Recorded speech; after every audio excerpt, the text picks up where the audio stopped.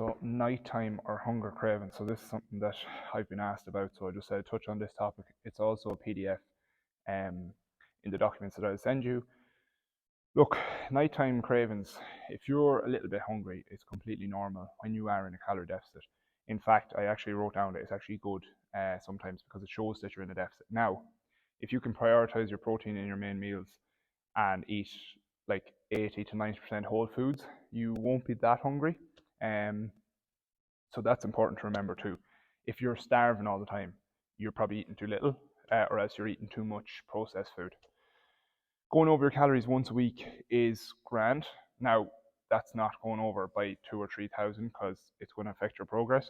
But going over, like I showed you in everyone got the onboarding document where I broke up the calories day by day. You can manipulate them whatever way that suits you, but going over them once a week is no harm. Like I said, going out for a meal or drinks on a Friday or Saturday or whatever it is, that's fine, okay? But if you're going over more than once a week, it's going to make progress difficult, okay? That's why I usually get people to drop calories back. I set them a target, so just for example, say 2,000 on average each day, which is 14,000 in the week.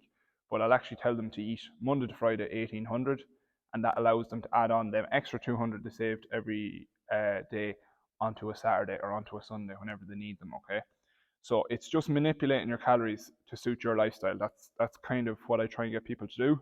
I always try and get people to eat as much food as possible while still dropping a little bit of body fat. It's more sustainable and you can stick to it long term. That's important to remember too. Just 5 little tips. Now, some of these might sound stupid or simple, but there's things that have worked for other people in the past, so I'm going to mention them now. So, obviously, the first one is drink a 0 calorie drink, Coke Zero, Fanta Zero, whatever it is. One of them cans a day is not going to kill you.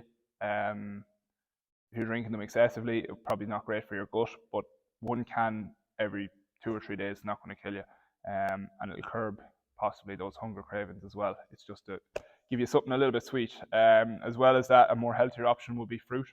Um, you can actually make quite nice desserts with some fruit, a bit of Greek yogurt, and even if you ever seen them Fiber One bars, if you like chocolate, 90 calories, break up the Fiber One bar, put it in with the fruit and the Greek yogurt, and it's unbelievable. So if you have a sweet tooth, that might be an option, and it's fairly low calorie as well.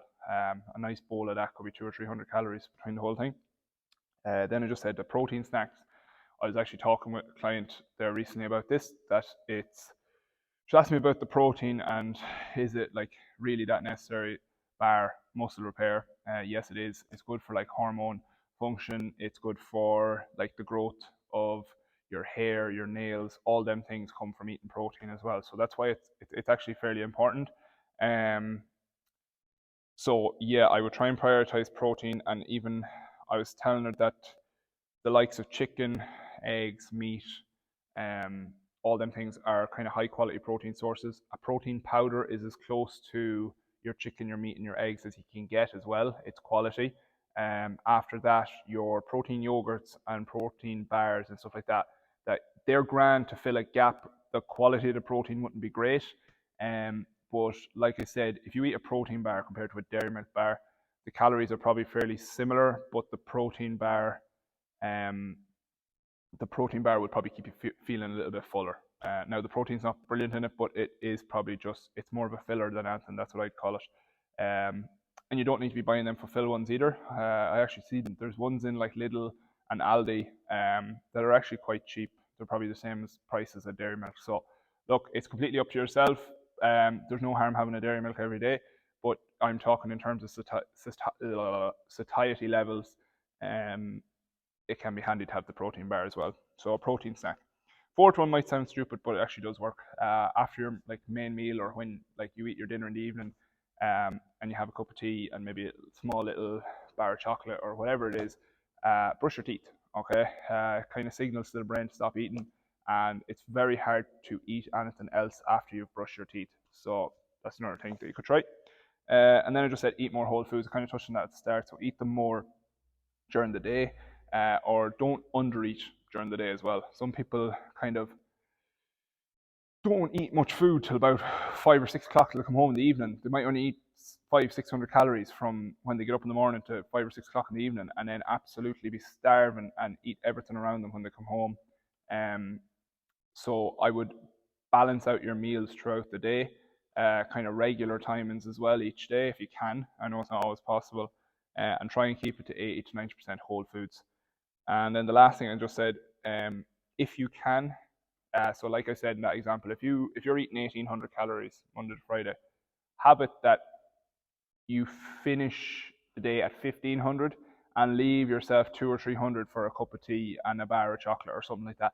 Have it that you can do like a little bit of wiggle room as well.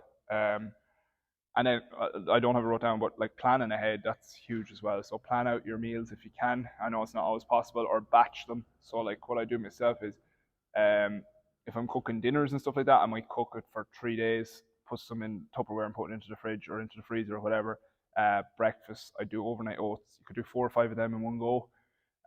It's a bit of work up front, but then it's very handy if you're flying around the place and you want to eat quality food. You just pull something out of the fridge. In the case of the dinners, you might heat it up or something like that. Obviously, it's not as good as cooking it fresh, but it's better pulling that out, sticking it in the microwave, and eating good quality food heated up than running after yourself and picking a processed piece of SH1T. Okay, so that's just a few things on nighttime cravings.